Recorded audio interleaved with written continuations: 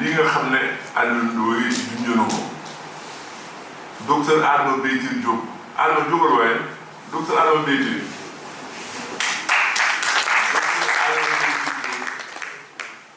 sa thèse de doctorat porte sur la collectivité lébu te foog naa thèse boobu ba naa doon docteur 1995 il a écrit une thèse sur la collectivité lébu am naa benn exemple de sama kër matagul fukki fan moom mii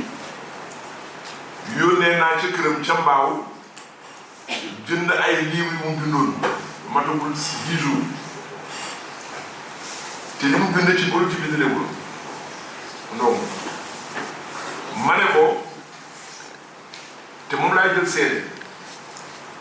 jël ci seede Modou Mbengue saltige jël ci seede Matar Sall Mbengue chef de penc Jekko ma ne docteur Adama Beytir dama bëgg su nawet bi wàccee nga seet yaa écrivain lébu yi naka la ñu mën a dajee waxtaan ci collectivité lébu moom la Alioune Ndoye génne noppal ñu ngi leen a bëgg. Adama Beytir xam na li ma ko matagul fukki fan ndax jamono bi moo laaj loolu parce que livre bi Alassane bind boo nee transcription man li nga xam ne moom laa jàpp mooy honnêteté intellectuelle bi nekk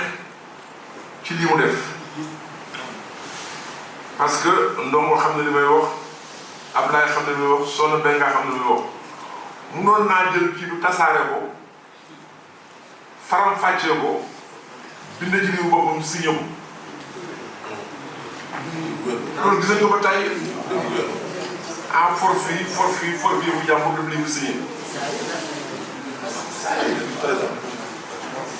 kon vraiment cette honnêteté intellectuelle mérite d'être saluée. La deuxième chose mooy olof yi dañuy wax ne bari na loo xam ne danga koy miin doo ko xam à travers son discours et la prononciation très claire il me rappelle les enseignements et les injonctions de Senghor quand nous étions de jeunes administrateurs. Senghor nous disait il ne sert à rien d'écrire un bon texte si vous n'êtes pas capable de le lire et que les gens le comprennent et l'entendent bien. Et vraiment la qualité de son discours est extraordinaire. Et moi j'étais très surpris vraiment par le texte, la manière dont il a rendu. Et ça c'est extrêmement important de savoir que la collectivité a des cadres comme toi. loolu daal maa ngi leen di félicité di la ci encouragé di ko saluer ñu fi yem parce que li nga xam ne wax nañ ko parce que dafa am waxin ak déggin bu ñu nee livre bi li ngaa la gee yow waxu nekk newu ci du caageenu livre bi matul li mu xam yëpp moo xajul ci benn livre loolu moo tax livre di am tome 1 tome 2 tome 3 tome 4 kon su fekkee ne ca kër ga am na lu fa des ci lu mu bind ak loo xam ne mu ngi dënn yi seetal ak moom mu seet mu koy bindee mu am leneen nag loo xam ne Aliou wax na ko fekk man ma waxtaan ci ak Matar Sall chef de penc parce que nous avons une responsabilité diffuse maanaam loo xam ne dunduñu ko mais moom mooy lu ñu war mooy kenn ku nekk ci ñun war ngaa am taxawaay boo xam ne tu participes à l'illustration de la culture lébu mooy li mu def kon nag bokk na li nga xam ne war na communauté lébu liggéey bu mel ni su amee ñu bokk ci ñi ko tasaare kon wax naa sànq Matar Sall ne ko comme Alassane bu ñu bind livre laaju ñu subvention dinaa jël 1 million jënd 100 livres mu def ko échange texte baa ngi mu échangé moom ak le secrétaire administratif de la collectivité Alioune Diop. De la même manière, Alioune, il faut que essayer le texte de ton ami, de ton frère de Mbao.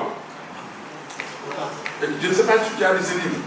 Son dernier livre. Mais je l'ai non, il faut que nous lisions le docteur. Parce qu'Adam est tellement discret que pour le sortir de son trou, c'est la bataille. Alors, le Wangara, il y a un carré de top. Je vais le carré. Il y a un carré de top. Alors, donc, il faut que les alumni, les alumni, ngeen taxaw ci ñu yaatal ko parce que am na ñoo xam ne waxoon naa ko Modou Mbengue am na ay bu yor seen entreprise yor seen société ñoo ma wax ne soo jëlee méridien kenn ki ne na maay fay 200 ba 300 couverts bu dee ay maa koy fay wax naa la ko yàgg soxla ko tur fii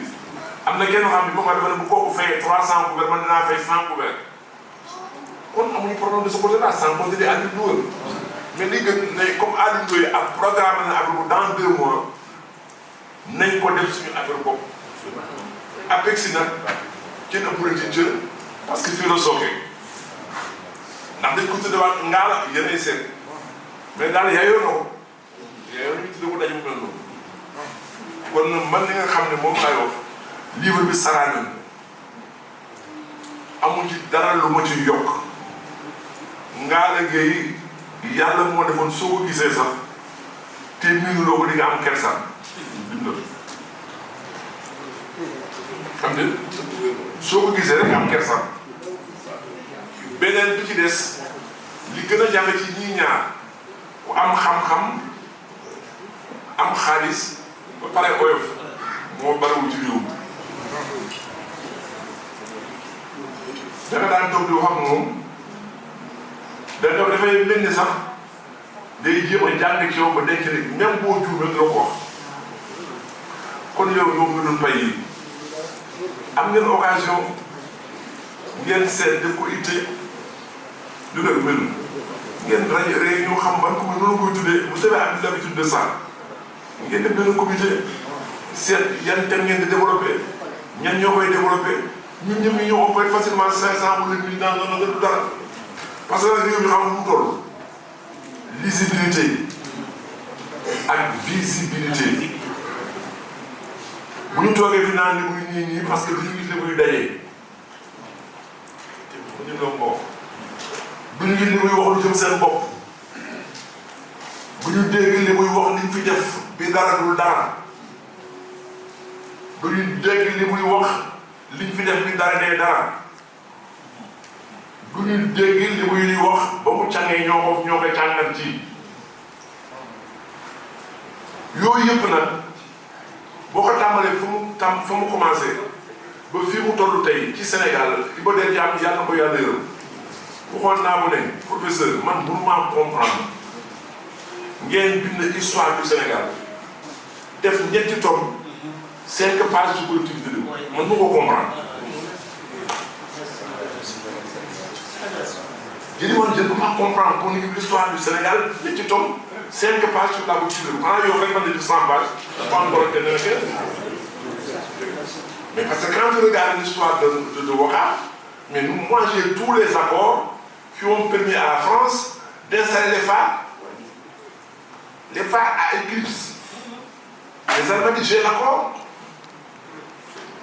J'ai des procès que les Libres ont intenté contre la France pour revendiquer leur terre. Et ça, dans un contexte colonial, mais ça laisse apparaître une portion de population complètement évoluée par rapport au contexte de l'époque, au point de saisir les tribunaux, de saisir le cabinet de droit. Tout ça, on l'a fait. Quand on a l'eau, il y a des gens qui ont été là. Yo, fait qu'on est. am na loo xam ne mën nañu wax ne daal sox bi daal yaa ko taal na sox bi ñëpp nañ ciy jàpp ñaanal bu baax a baax a baax te itam ni nga xam ne Adama bi gis man am naa ñetti thèse yu benn bi Babacar Samb vous parlez sur la contribution de la collectivité Lébou à l'épanouissement de l'islam au Sénégal. C'est une thèse qu'il a soutenue à la Sorbonne. On a des documents comme ça. J'ai un livre écrit en 1925 par Faux, un ancien interprète français. C'est un ami qui a trouvé le livre sur les Lébou aux États-Unis, dans une université photocopiée de Mogo. On a la documentation sur la politique, nous question oralité. On a des bases scientifiques pour dire voilà ce qu'est la contribution de la collectivité Lébou à l'évolution. Or, parler de la contribution de la Lébou, c'est parler de la contribution de toutes les couches sénégalaises à l'évolution de notre pays. Parce que la particularité de la politique, vous l'avez souligné, on retrouve ça dans le texte de l'hymne national. Dans le texte de l'hymne national, c'est bon écrit, je l'avais rappelé la dernière fois, que nous sommes un peuple sans couture. Les Sénégalais ne lisent, n'ont pas lu le texte de l'hymne national. Pensez tout vos courageux du diable. L'hymne national, c'est 3 pages ou 4 pages. C'est 4 pages de seconde bulle. Et il dit que le peuple sénégalais est un peuple sans couture. Or, la référence d'un peuple sans couture, vous l'avez dit, c'est la collectivité. Il n'y a pas de caste, il n'y a pas d'exclusion liée au patronyme, il n'y a pas d'exclusion liée à l'ennemi, etc., etc. Et encore moins, il n'y a pas de classe sociale.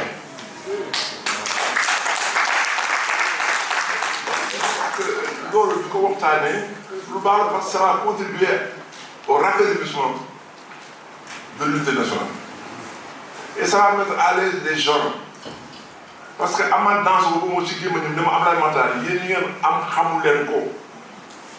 du temps de la coloniale, capitale Bodem ci AOF, ñu fa dëkk xeex nañoo gan yi. Boo demee Abidjan bété yi ñu ngi leen teg Bawlo yi. Soo demee Bamako Moussi yaa ngi leen teg Bambara yi. Soo demee Conakry su yaa ngi leen teg Malenke yi. Mais Ndakaaru mosu fee am. Kenn mosul dégg ne ni bu ñuy xeex tukulóor yi. Kenn mosul dégg lu weng si ak séeréer yi. Alaaji Ibrahima Diop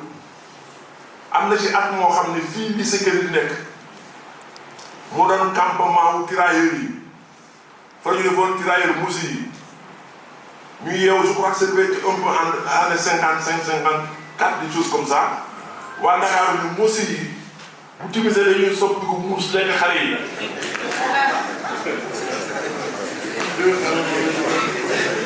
yooyu nag fu Moussi nekk tey dañ ñëpp daje fii ci place de la nation foofu la fi de lycée Kër di nekk foofu la camp bi nekkoon Alaaji Ibrahima Diop woo géwél yi ne leen takkal ñu seen ndënd nee leen ku laal benn bopp Moussi moom la nga bopp donc voilà le peuple bi ñu bokk voilà l'héritage boo xam ne kenn ku nekk war na ko sàmm ci ñun tey bu dee ci wàllu l'islam li muy war nañu mën a sigg ci xool réew mi biir lébu gi foog ñu wax ko ci lu rafet maam Alaaji Malick andiwul l'islam ci Ndakaaru tarixa la fi andi lu mu fi ñëw fekk na lébu yi nekk jullit Sëñ Touba andiwul l'islam tarixa la fi andi lu mu ñëw fekk na lébu yi nekk jullit Cheikh Sadou Xayaratu lu muy ñëw tarixa la fi andiwul l'islam sa maam Abdou Soukeye Bamba moo dajeeg moom au conseil royal à Saint-Louis invité ko mu ñëw Dakar maam Limaamu Laay moo leen mag ñi mu tudd ñëpp maam Alaaji Malick Cheikh Amadou Bamba maam Limaamu Laay leen mag te Alassane ak Seydou Goudiou te ay jullit lañu woon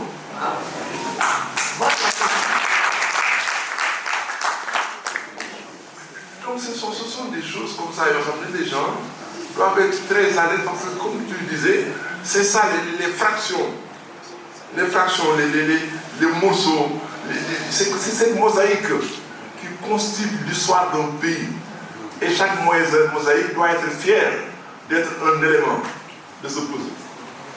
donc docteur Ndongo boo demee nga ne sama waa kër maam te yëmbal parce que day baax ñu xam jant bu ñu koy fas liñ Dakar yëmbal lañ ko jëlee mu ñoo ko doon Dakar parce que ba ñuy xeex ak Damel Amari Ngoone Ndeela 1795 di ko génne ci région Cap-Vert boobu Diallo moo xeex ak moom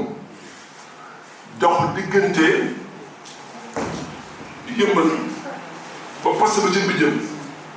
ñu def nawet bi surveiller les frontières je ne sais pas y a quelque chose de mon âge ou pas mais su fekkee ne am leen fàttali peut-être mën devait pouvoir s'en rappeler Cité Cap-Vert fu mu nekk ñun bu ñu nekkee xale les tatas de Dakar étaient là-bas boo ñëwee ba Patte d'Oie y avait des fragments des tatas de Dakar murs yi doon def défense de Dakar